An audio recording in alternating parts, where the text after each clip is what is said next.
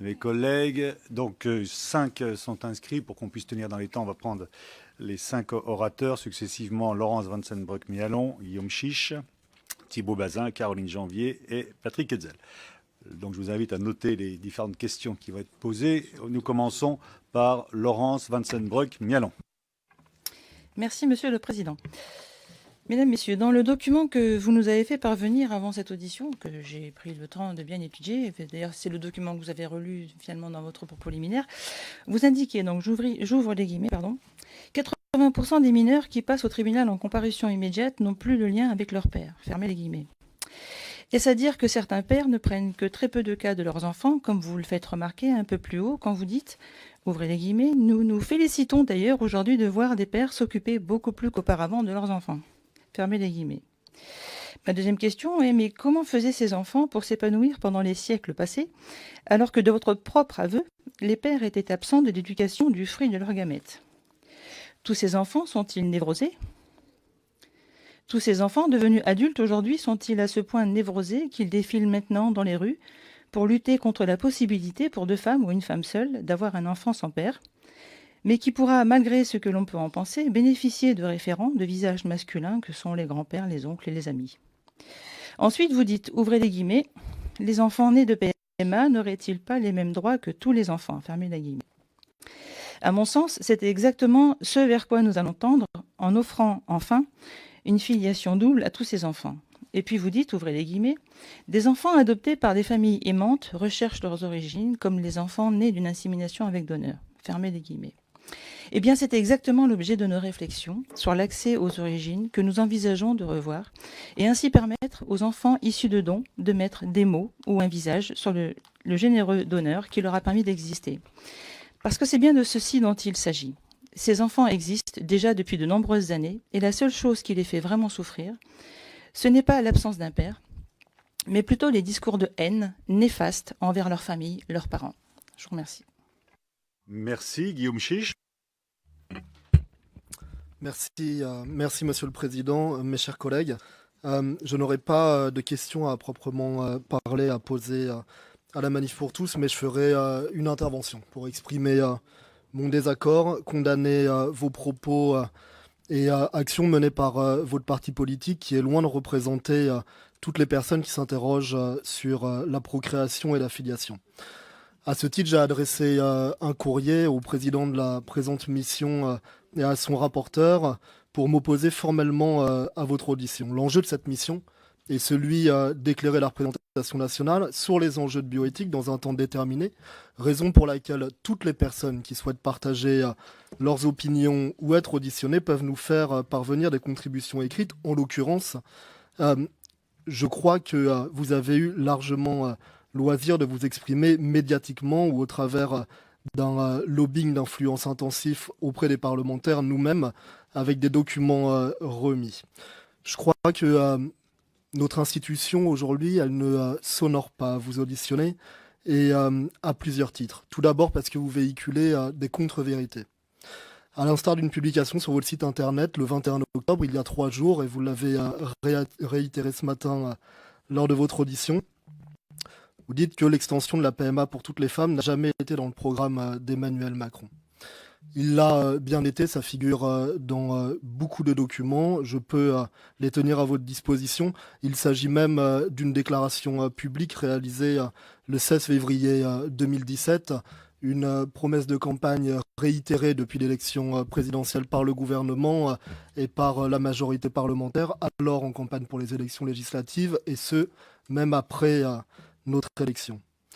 Ensuite, parce que vous vous proclamez comme défenseur de la famille, alors que vous êtes dans un exercice d'attaque systématique des familles que vous stigmatisez sans vergogne. Je pense aux familles monoparentales, aux familles homoparentales, presque à demi-mot aux familles recomposées, et par voie de conséquence, vous vous attaquez aux enfants de ces familles, qui n'ont besoin que d'environnements propices au développement de leur bien-être, au-delà du nombre de personnes qui composent leur famille, du genre, de l'orientation sexuelle, de ces figures d'autorité parentale. Et c'est d'ailleurs une différence fondamentale entre votre parti politique et les associations familiales qui dans la grande majorité, protègent l'ensemble des familles et qui sont salies par vos propos. Aussi parce que vous êtes dans un exercice d'obscurantisme exacerbé, qui consiste à décrédibiliser les travaux de recherche scientifique. Vous l'avez fait encore ce matin, c'est notamment le cas des travaux menés par la professeure Golombek de l'université de Cambridge, des travaux qui sont menés sur plus de 30 ans pour mettre en évidence le fait que les enfants élevés dans des familles homoparentales ou monoparentales ne souffrent d'aucun écueil, et vous balayez ces recherches scientifiques d'un revers de la main, tantôt en vous référant à une déclaration du CCNE et tantôt en disant que la méthode scientifique n'a pas été éprouvée ou souffre de certains manques, mais sans expliquer en quoi, pourquoi, ou vous référez précisément à d'autres travaux scientifiques opposés. Aussi, parce que vous n'avez pas hésité, et je parle de votre parti politique, à biaiser les travaux d'une haute autorité administrative indépendante. Et je pense aux états généraux de la bioéthique menés par le CCNE en organisant la mobilisation militante. Une surmobilisation militante saluée par beaucoup de monde, y compris par des hommes d'église, regrettée par le président du CCNE, M. Delfrécy, que vous citiez tout à l'heure, qui a d'ailleurs poussé certains acteurs associatifs à déserter les ateliers de réflexion sous les sifflets et les huées, mais vous êtes allé même jusqu'à tenter de vous substituer au CCNE en produisant et en diffusant votre propre synthèse des travaux de cette autorité administrative indépendante, comme pour jeter le doute ou l'opprobre sur cette autorité administrative indépendante. Enfin, et c'est pour moi le plus tragique, avec votre attitude, vos propos et vos actions, vous véhiculez la haine crasse qu'est l'homophobie. Et je vais prendre quelques exemples. Le 22 septembre dernier, les propos cités par Jean-Marie Andrès, à la tribune de la 6e université d'été de votre parti politique. Il disait, je cite, « Le problème, c'est pas que les PD ». La campagne d'affichage que vous avez initiée ou à laquelle vous avez participé en 2017, avec des slogans qui étaient les suivants. Après les légumes OGM, les enfants à un seul parent. Un autre slogan, je cite, « Agir pour le respect de nos animaux et des plantes, mais pas pour celui des enfants ». Avec ces comparaisons, vous niez l'appartenance même de personnes et d'enfants à l'espèce humaine. C'est absolument abject et inacceptable dans notre République.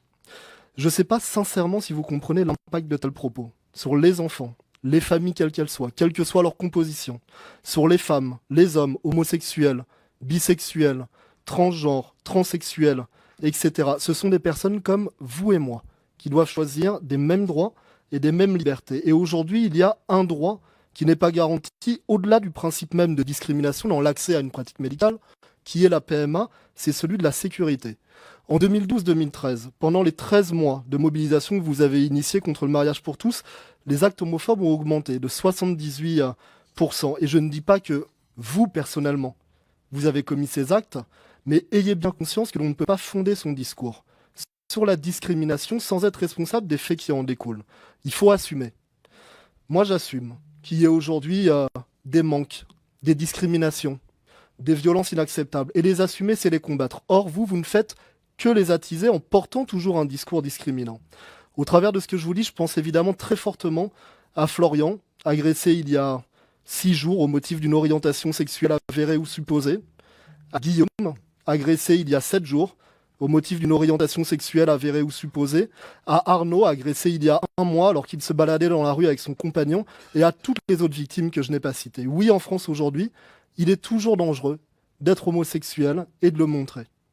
En comparaison à septembre 2017, il y a eu une augmentation aujourd'hui de 37% des témoignages ou signalements d'actes homophobes en septembre 2018. C'est insupportable. Moi, je vais être très clair avec vous, Madame de la Rochère. L'objectif partagé d'avoir un débat apaisé auquel vous contribuez nullement se poursuit au bénéfice des victimes ou des potentielles victimes des débats que nous avons, et non pour le confort de votre représentation sociétale qui se base exclusivement sur le patriarcat. Je vous remercie. Avant de laisser la parole à notre collègue Thibault Bazin, juste comme notre collègue Guillaume Chiche a interpellé sur sa demande que cette audition n'ait pas lieu, on en a parlé avec le rapporteur, il nous a semblé